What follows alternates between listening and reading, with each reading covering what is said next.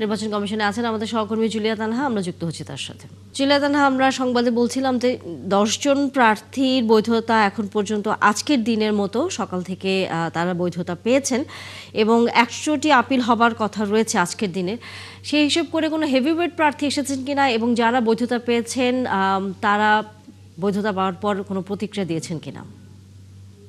তানিয়া, আপনি যেমনটি বলছিলেন, আমি আছি এখন নির্বাচন কমিশনে। এখানে কিন্তু রিটার্নিং অফিসারদের সিদ্ধান্তের বিরুদ্ধে যে আপিল শুনানি, সেটি কিন্তু পঞ্চম দিনের মতো এখানে শুরু হয়েছে এবং সকাল 10টা থেকে এই শুনানি শুরু হয়ে বিকেল 5টা নাগাদ পর্যন্ত কিন্তু শুনানি চলবে। এবং আজকে 281 থেকে নিয়ে 380তম সিরিয়ালের যে আপিল আছে সেটি শুনানি হবে।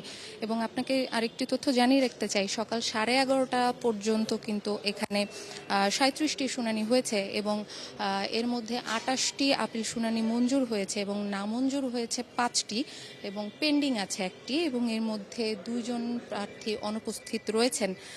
আপনি যেমনটি বলছিলেন যে হেভিওয়েট প্রার্থীর কথা, এখন পর্যন্ত আমাদের কোনো হেভিওয়েট প্রার্থী এখানে আসলে মনোনয়ন প্রার্থিতা ফিরে পেয়েছেন বা নামঞ্জুর হয়েছে এমনটি আমরা আসলে লক্ষ্য করিনি।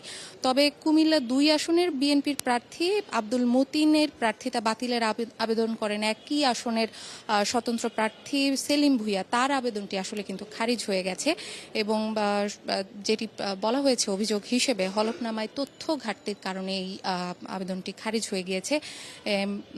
সকাল 10টায় কিন্তু এই আপিল শুনানি শুরু হয়েছে এবং আপনাকে যদি গতকালের তথ্য একটু দিয়ে রাখি যে মঙ্গলবার শুনানির চতুর্থ দিন ছিল এবং গতকাল পর্যন্ত কিন্তু 204 জন প্রার্থিতা ফিরে পেয়েছেন আর নতুন করে গতকালকে 53 জন ফিরে পেয়েছেন এবং গতকাল পর্যন্ত এই সংখ্যা 204 জন ছিল এবং 70টি আপিল গতকাল শুনানি হয়েছে। এবং তথ্য যেটি আসলে আরেকটি গুরুত্বপূর্ণ, সেটি হলো প্রতিদিন এখানে 70টি করে আপিল শুনানির কথা থাকলেও আজকে কিন্তু সেটি বাড়িয়ে নির্বাচন কমিশন থেকে 100টি আপিল শুনানির কথা বলা হয়েছে।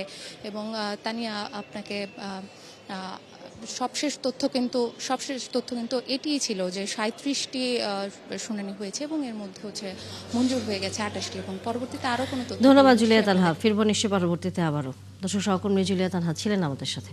আসন্ন নির্বাচন নিয়ে আগ্রহী বরিশালের